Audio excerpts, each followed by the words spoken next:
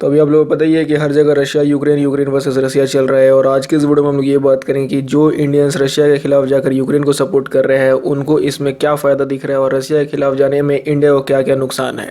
So video start करने से पहले यहाँ पे मैं एक क्वेश्चन पूछना चाहूँगा उन लोगों से जो कि रूस का समर्थन के बजाय यूक्रेन का समर्थन कर रहे हैं इस जंग में। तो मैं आप लोगों से यही बात पूछना चाहूँगा और जिन लोगों को थोड़ी बहुत भी जियो पॉलिटिक्स की समझ है वो इसका आंसर ठीक ठीक देंगे। सो रशिया यहाँ पे इसलिए लड़ रहा है क्योंकि उसकी देश की सोवरेनिटी की बात है। अब आप लोग बताइए कि अगर चाइना अपना मिलिट्री बेस बांग्लादेश या नेपाल में बना लेता तो इंडिया क्या करता। तो इसका आंसर ज़रूर से आप लोग दीजिएगा और जिन लोगों को थोड़ी बहुत समझ है वो लोग इसका आंसर ठीक ठीक देंगे ही और वो लोग रशिया का ही सपोर्ट करते होंगे। अब इस वीडियो में आगे बात करते हैं। तो आप लोगों को पता होगा कि टॉप 10 पावरफुल कंट्रीज़ की लिस्ट में भारत 4 नंबर पे आता है और ये 4 नंबर भारत को ऐसे ही नहीं मिल गई। इसमें आधे से ज़्यादा हथियार मोर देन 70% हथियार जो है वो रशियन ओरिजिनेटेड है। जी हाँ, पहले नंबर पे है यूएसए, सेकंड नंबर पे है रशिया, थर्ड नंबर पे है चाइना और फोर्थ नंबर पे है इंडिया। आप लोगों को पता ही होगा कि इंडिया में अभी भी हम लोग सब हथियार अपने से बनाते नहीं हैं। इंडिया के जितने भी पावरफुल हथियार है सभी हम लोगों ने खरीदा है रशिया से।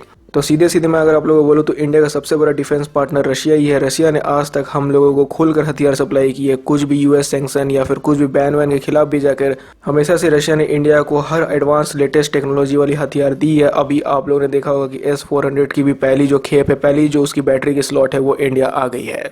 चाहे आप T-90 टैंक देख लीजिए, चाहे सुकोई Su-30 देख लीजिए, चाहे न्यूक्लियर आर्म्ड सबमरीन देख लीजिए, चाहे MiG-21 देख लीजिए, MiG-29 देख लीजिए, INS विक्रमादित्य देख लीजिए, ये सब जितने भी हथियार है सभी रशिया ही ने इंडिया को दिए हैं। और जो लोग इस लिस्ट में अमेरिका के गुणगान गा रहे हैं तो उनको भी मैं बता दूं कि अमेरिका ने आज तक इंडिया को कुछ नहीं दिया है, सिर्फ ट्रांसपोर्टेशन एयरक्राफ्ट के सिवाय। अभी पिछले कुछ सालों में थोड़ा बहुत अमेरिका दे भी रहा है, लेकिन 1999 के कारगिल युद्ध में अमेरिका ने इंडिया के वजह पाकिस्तान को F-16 और गाजी जो सबमरीन थी उसको पकड़ा दिया था।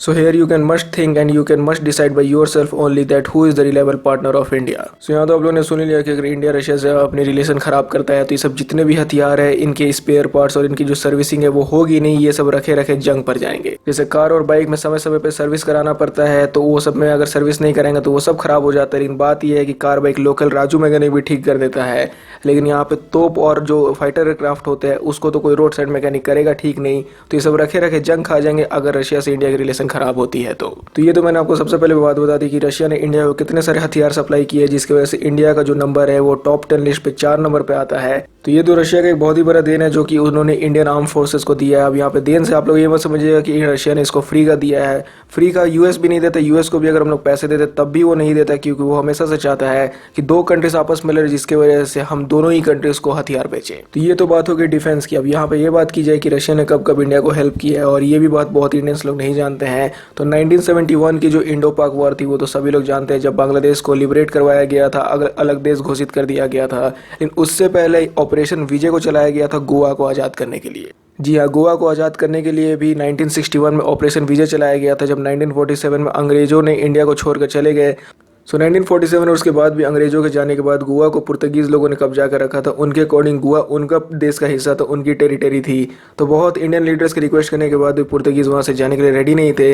1947 के बहुत सालों बाद यानी 1961 में मिलिट्री ऑपरेशन चलाया गया विजय के नाम से, जिसके बाद गोवा से पुर्तगीज़ लोग को भगाया गया और गोवा को आज़ादी दी गई। जब पुर्तगीज़ लोगों को गोवा से भगाया जा रहा था तो उस समय पूरा यूरोप एक हो गया था, यूएसए एक हो गया था। सभी ने इंडिया की काफ़ी निंदा की और सभी ने बोल दिया कि इंडिया पर मिलकर सैंक्शन लगाना चाहिए। लेकिन उस समय भी कोई देश इंडिया के सपोर्ट में नहीं आया था रूस के सिवाय। तो जी हाँ, जब पूरी दुनिया एक तरफ हो गई थी कि इंडिया ने बहुत गलत किया गोवा से पुर्तगीज़ को भगा के, पूरा जो यूरोपियन यूनियन और जो वेस्ट साइड के कंट्रीज है सभी के अकॉर्डिंग यही था कि गोवा जो है वो पुर्तगीज़ लोगों का ही पार्ट है। इंडिया को ऐसा नहीं करना चाहिए था, इंडिया पे हैवी सैंक्शन लगाने चाहिए थे। सो इस समय भी कोई देश इंडिया के सपोर्ट में नहीं आया था, सिर्फ और सिर्फ आया था रूस।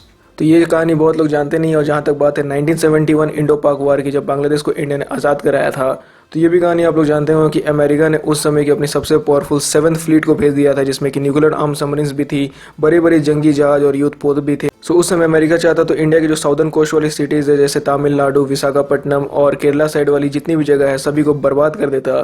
तो उस समय भी अमेरिका के 7वें बेड़े यानी 7th फ्लीट के सामने रूस अकेला खड़ा हो गया था इंडिया की मदद करने के लिए। जब अमेरिका ने अपने पूरे जंगी जहाज़ों का काफिला भेजा था तो रूस ने भी यही चीज़ किया था, जिसकी वजह से अमेरिका को पीछे हटना पड़ा। और इस समय भी अमेरिका ने अकेले यहाँ पे अपनी जंगी जहाज़ों का बेड़ा नहीं भेजा था, उसके साथ साथ यूके और दूसरी कंट्रीज भी यूरोप की शामिल हुई थी। यूके ने उस समय अपनी HMS queen Elizabeth aircraft carrier को इंडिया की तरफ रवाना कर दिया था, क्योंकि यूके को भी कहीं ना कहीं इस बात का बुरा था कि 1947 में इंडिया ने उसको धक्के मार के अपने देश से बाहर निकाला था। जब 1971 में जब पूरी दुनिया फिर से एक बार हो गई थी ये पूरे इंडिया के खिलाफ, तो अकेले रूस ने पूरे इंडिया की मदद की थी। रूस ने बोला था सकना है तो सक लो, क्योंकि इंडियन और रशियन गवर्नमेंट के बीच में एक पैक्ट साइन हुआ था जहाँ पे ये लिखा गया था, और रूस ने ये बोला था कि अगर इंडिया पे कोई अटैक करेगा तो वो रूस पे अटैक माना जाएगा। इसी के बदले में रूस ने अपनी पूरी जो काफिला थी युद्ध पोतों की पूरी नेवी को भेज दिया था इंडिया को बचाने के लिए। एंड 1971 में जैसा मैंने आपको बताया कि जब इंडिया पे अमेरिका ने अपनी 7th फ्लीट को रवाना कर दिया था, तो उनका मानना ये था कि रशिया आज ना कल इंडियन ओशन से चल जाएगा, तब हम लोग इंडिया पे हमला कर देंगे। तो ये भी मैं आपको बता दूं कि रशिया ने 10 से 15 दिन तक अपने सभी युद्धपोतों और जहाज़ों को इंडियन ओशन में रखा था, ताकि अमेरिका जब तक यहाँ से जाता नहीं तब तक वो लोग भी यहाँ से हटेंगे नहीं। तो ये तो बात हो गई 1971 इंडो पाक वॉर की। कारगिल वॉर में भी आप लोगों ने जानते होंगे कि अमेरिका ने कितने बढ़ चढ़ कर मदद किया था पाकिस्तान की। उनको अपनी सबसे आधुनिक गाजी सबमरीन भेज दी थी।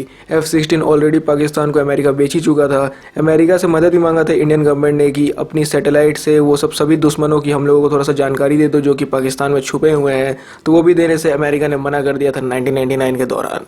इतनी अमेरिका की मदद लेने के बाद भी भीख मंगा पाकिस्तान इंडिया से हार गया, और हार इसलिए भी गया क्योंकि इंडिया के पास उस समय भी जितने हथियार थे और जो भी इंडिया को बढ़ चढ़ कर सपोर्ट कर रहा था वो रूस इकलौता ही था। कारगिल वॉर पे तो मैं अभी आपको एक पूरा डॉक्यूमेंट्री सुना दूं, लेकिन वो मैं सुनाऊंगा नहीं। रूस की जो हेल्प थी वो मैंने आपको बता दी। और साथ ही में अभी हाल ही में जब आर्टिकल 370 को कश्मीर से हटाया गया था, तभी बहुत सारे कंट्रीज इंडिया के खिलाफ चल गए थे। इंडिया में बोल रहे थे ह्यूमन राइट्स का वायलेशन हो रहा है, ये हो रहा है, वो हो रहा है। तभी रशिया ही ने इंडिया के लिए वीटो का यूज किया था। आप लोग पता ही होगा कि वर्ल्ड में सिर्फ 5 ही कंट्रीज के पास वीटो है। वीटो कर दिया तो वो प्रस्ताव हो रहा था, वो उस मुद्दे पे बात ही नहीं होगी। तो इंडिया के फेवर में आज तक सबसे ज़्यादा जो इस कंट्री ने वीटो किया है वो भी सिर्फ और सिर्फ रशिया ही है। जाके आप लोग इस बात को गूगल कर सकते हो, तब आपको पता चल जाएगा कि रशिया के अभी हम लोगों पे कितने उपकार हैं। तो इस वीडियो को बनाकर मेरा यही मकसद था, ताकि मैं उन इंडियंस को मैसेज दे पाऊँ जो कि रशिया के खिलाफ जाके यूक्रेन को सपोर्ट कर रहे हैं। ऐसा यहाँ पे मैं भी नहीं मानता कि रशिया जो इनोसेंट लोगों या जो सिविलियंस को मार रहा है वो ठीक है, लेकिन अगर रशिया अपनी सोवर्जिनिटी के लिए अपना देश को प्रोटेक्ट कर रहा है तो वो ये भी गलत नहीं कर रहा है।